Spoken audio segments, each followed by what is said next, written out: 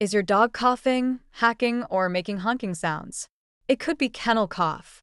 Kennel cough is a common, contagious respiratory infection in dogs, often spread in places like parks, kennels, or doggy daycare.